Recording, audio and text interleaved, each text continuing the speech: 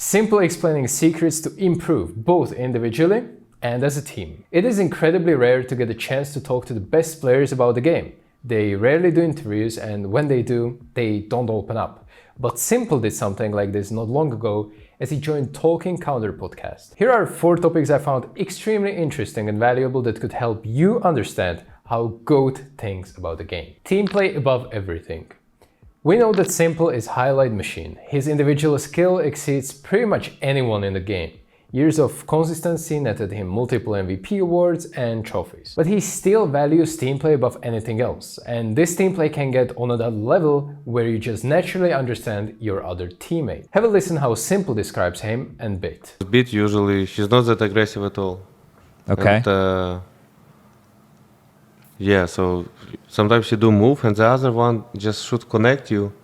He's not answering anything. He just understands because he knows what you're going to do. He's playing off you, when right? you're doing a turn, you're just focusing on this turn. Yeah. Especially you're focusing on aim or to kill some off angle. And the other guy, he just knows that you're doing turns that the enemy need to react and he need to be one step ahead. Yeah, he's either ready with. He knows what move you're making, so he knows what move they're going to make. Maybe he's got the flash ready to play off your peak, or So everyone who is really good in understanding the game, rotation and predicting where his opponent's gonna be is really good in clutch. I don't think this is random that he spoke about Bit this way. They are teammates for almost 3 years now. They play travel and compete together pretty much every day. Of course, you will develop this almost telepathic team play over time, but getting to that point is a long road. Team play doesn't come by accident. It comes through sharing your thought processes with others and be open-minded to their thoughts as well to find common ground. This is how you develop team play in a team or with your teammate. Second one is that being nervous is completely okay. So this all started with a tough question. What is the clutch you wish you won? I feel like if you're into Counter-Strike, you know this answer by heart. I wanted to ask you a question. We're talking about clutches before. You didn't have a favorite. Do you have like a one that you wish you had won? Oh, don't do this. Everyone has a one they wish they would have won. I can name it. I can name it. We can all name it. No, but there's got to be. You want to say it on 3? What's it? Who the opponent was? They discussed it before 100% just to... No, we didn't. We absolutely did not. This actors, guys. Just look It's how they're simple. gonna Count act. us into 3. We'll say the team it lost it against. I think 3, could do some 3. 2, 1. Ends. The infamous X7 clutch on Mirage. But this is not the point I'm trying to make. We will use this clutch as a guideline to what I want to share. I felt a lot of pain, you know, after I lost this. Yeah. I breathe in, like breathe, and after I, how to say, breathe out? Exhale. Exhale. Huh? Exhale. Exhale, yeah. I felt so much pain in all of this body. A lot pain.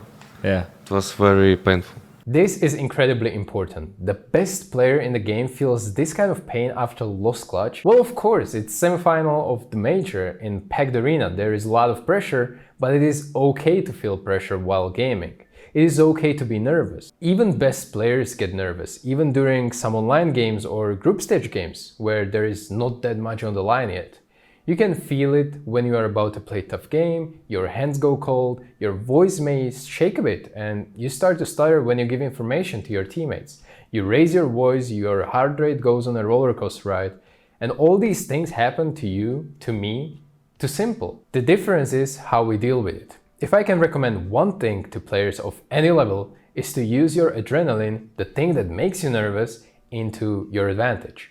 I always tell to myself, well, I'm not stressed, I'm just excited, and it helps me perform better. My coach used to say that if your body is full of adrenaline, it is capable of things you can't even imagine. You can become faster, more accurate, and better if you bring it to the right mindset. Topic number 3 is concept he named extra practice. We are watching game together and we have some joke, right? And we see some moment. And that's what happened in our lineup, previous lineup before. Yeah. We see something, we call this, everyone know because we are spending the free time like enjoying this, you know, of our work. And it's something like, it's extra practice as well, you know. In this part, s1mple shared how difficult it is for them in new international lineup. He even made an interview with HLTV stating that it is impossible to create an international team and instantly win everything, even if you gather best players. This goes against the general misconception that to be a professional player, you need to practice 8 hours with your team every day and some extra hours individually. No, this is 24/7 job, and s1mple explains that even if they don't practice as a team, they watch games together because they are enjoying it. This allows them to name certain tactics, moves, or moments as they are watching them and later implement it into their own game. This is fast track how to improve any team, any new team, not only international one. Later he goes on to say this. One of the most important things for a player to watch a lot of games, even if it's shit games on HLTV, like tier 2, tier 3 teams. If you know some nicknames, or if you know that some of them can show some good nades or smokes, you can easily watch it and find something interesting for yourself. It's rare when you find something like, wow, it's actually good off angle. But we know how many teams from tier 2 or 3 scene show us smokes or some meta, especially on new maps like Ancient Anubis, when it just came out, when nobody played Ancient because on tournaments there was no Ancient. Remember, there was tournaments and everyone played old update and nobody used like Ancient or Anubis, whatever.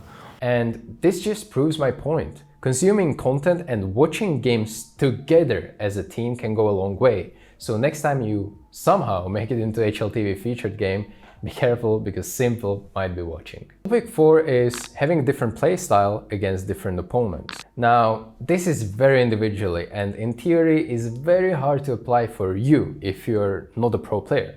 But I still want to go over this topic as I think it shows how much advanced pro players are when it comes to strategy, thinking, and decision making. Basically, there are certain plays you just cannot do if you face good players. This is why you need to be able to adjust your playstyle depending on who you face, how good they are, and be ready to improvise. And some players start to struggle really bad if they have to improvise mid-game something they didn't practice and they do more mistakes. Have a listen how s1mple explains it. You can stay on City, on Inferno, on B. We smoke on gap, you know, on pixel gap. Yeah. When you see someone, you go a bit back, you smoke banana. Yeah. Like, but there's players like Nico, they Who hit that shot. Yeah, they just do hit the shot. Yeah. And I'm telling to my players that you cannot play like this. You need to do this jump. This jump is hard, you know. You can still jump, but nobody gonna hit you. Sure. Never, never. It's like on B ups. On Mirage. Yes. Yes. Yeah. This reminded me back in the day when I was in mousesports and I used to hold B-apps on Mirage. I had to change my playstyle whenever we faced really good OPers, such as Guardian, Kenyes, or Device. Instead of normal jump check in B, I knew that few fast OPers can kill me and I had to opt for safer jump check like this. However, I can not do it too often because that I would allow T's to explode on B side because I didn't have fast information, and that is why my teammate had to play closer short with me. All these things go in head of pro player when he plays the game, and they are all part of calculated risk. With that being said, I think it is safe to say that seeing inside of s1mple's mind during this video has been very inspiring to me as well. He's clearly someone who thinks about the game a lot, and I'm so happy that he decided to share some of his thoughts in podcasts like this. If you enjoyed the video, let me know in the comment section down below which player you would like to know more about and learn from. And I will do my best to recap it. Thanks for watching the video, and see you in the next one that YouTube recommends you.